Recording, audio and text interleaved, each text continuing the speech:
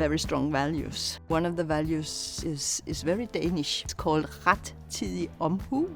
The best translation that we can make is actually constant care. It describes that you need to take care of today and be actively prepared for tomorrow.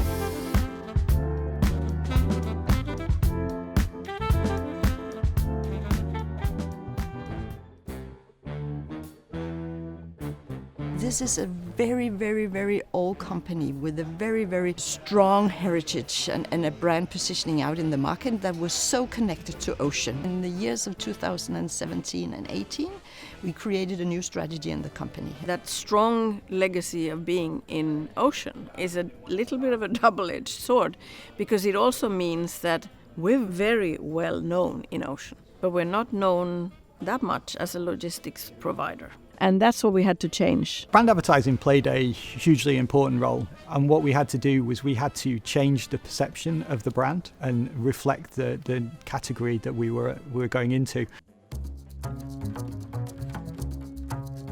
If you are in the C-suite and you're not directly every day working with logistics, you're not into those details.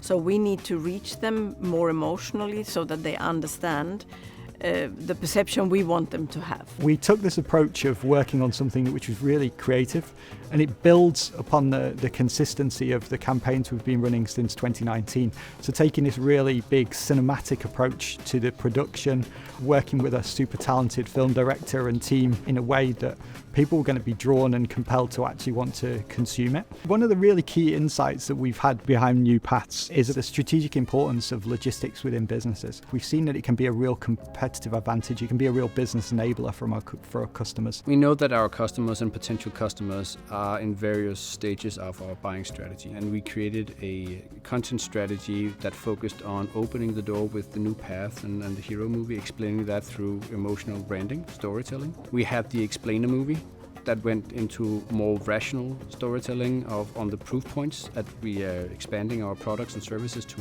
inland and everything else outside of ocean. And then we had cases from actual customers with value propositions of how we're actually moving this for them.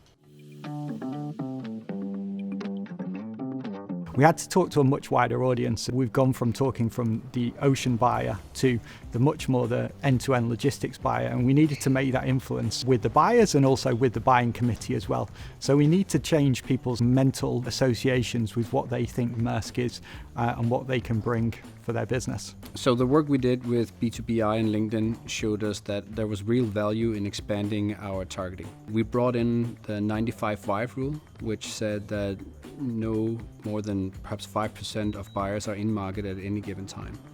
And with the product and solutions we offer, there's a very long buying journey. This is not an audience that's super easy to reach, where we want to really target. I think LinkedIn is the place where we have seen the best success. So I think the brand for Maersk has been there always. It represents trust for our customers. So every time you step into this company, there is this star and there's the blue Pantone. I don't know if you know, but it's actually unique as well, and we own it. We could see that the emotional storytelling we had really impacted people. For the first couple of seconds of the brand film, feelings like fear and uncertainty popped up. But as soon as our brand logo was shown, they declined, and we saw trust and familiarity pop up.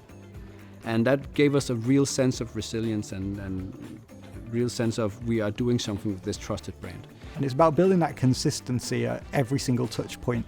So we have the all the way tagline, which is the mindset. It's what our proposition is to our customers, and we're really leaning into that. It's one of our distinctive brand assets, and it's something that we'll really bring into the fore for the next wave of communication that we've got. We could see from the LinkedIn data that, the media metrics were really good, but we're also getting the insight that people were spending well over 3 times the typical length and actually following the content through for more than 3 times the typical length on any length of video. So we could see that it was working, and ultimately we could see we were moving the dial. B2BI helped us acknowledge that having more consistency and using our brand is actually very efficient. The data we could see was that actually proved that the customers that we engaged with had a higher engagement rate, not only on brand, but also on performance marketing and lead generation. We can see that, fewer than 20% of customers see us as a shipping company. They've now moved and see us as an integrated logistics provider. We can see that we've changed the perception in terms of what they see Maersk can do for them, and how we can be a partner for their business. In the end, right, it's people buying the business. It's people buying toothpaste. It's also people buying a container. We still say this B2C and B2B, but in a way it's business to people. Changing the perception of the brand is something that it takes time, but it also takes a really creative approach. And I think that's a really exciting challenge to work on, because we know that this creativity multiplier exists. Dare to stand out. Try to add some color and try to add something that really sparks attention. It definitely worked for us. We are now in a place where we're not driving perception change anymore, but we're driving perception build, precisely because we stepped out of the B2B mainstream area.